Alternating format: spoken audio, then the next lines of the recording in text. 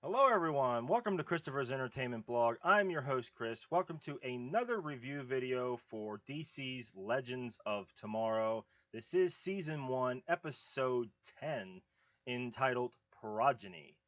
And our team travels to the future to try to end Vandal Savage once and for all, and it doesn't go very well.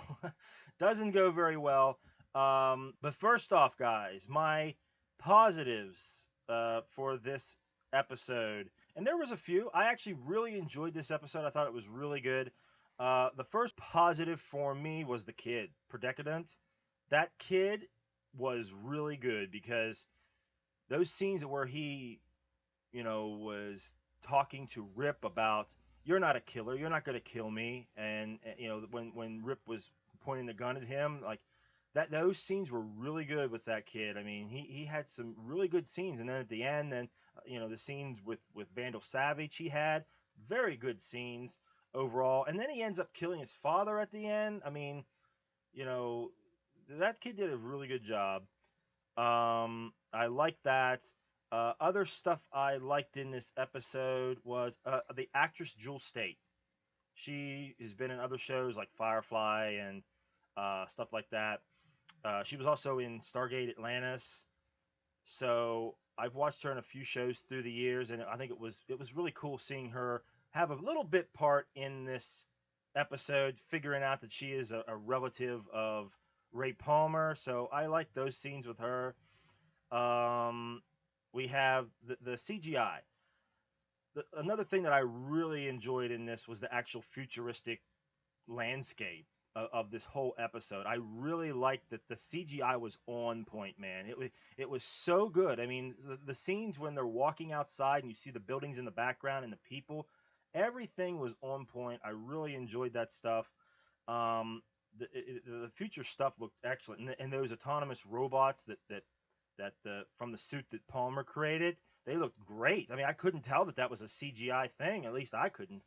So and the clothing and everything was great. Another thing again that was really great was Savage. Vandal Savage is just he is so bad that he's good. I mean, he's just a great villain, I think. Just someone, and I just really like the fact thinking that I mean, you have our team that are jumping through time where Vandal Savage is not. He is actually living day to day to day, and they basically caught up to him in 2147. But he's lived from all through this season when they were in the 50s and the 60s and whatever. I mean, he's lived all through that all the way to 2147. It's just something that's just a mind twister that's kind of cool. I really like. Savage is a great villain. I mean, this villain that's throughout time, that's immortal, that's plotting to take over the world for thousands of years, basically. I mean, it's just insane.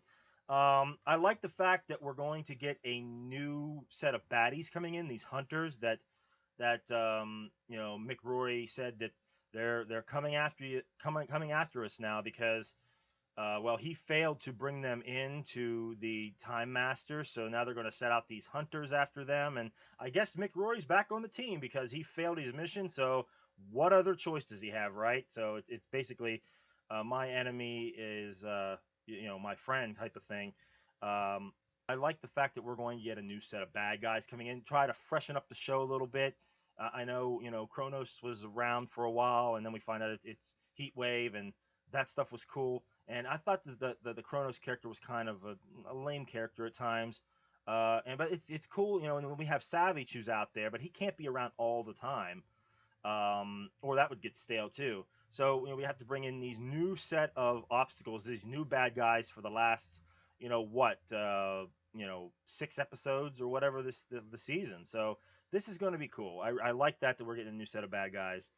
But anyway, there are some negatives, a few negatives in this. Overall, I really enjoyed this episode. I thought it was really good. But the one negative that I had was the kid. Even though I thought the actor did a great job, that kid was great. I do think though that they should have killed him. I know they were having this struggle of, well, he's a kid, he can change.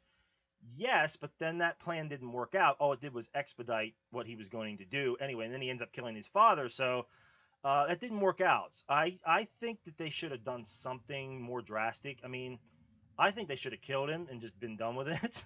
Maybe I'm just being heartless. I don't know. I mean, killing the kid. I mean, I understand that.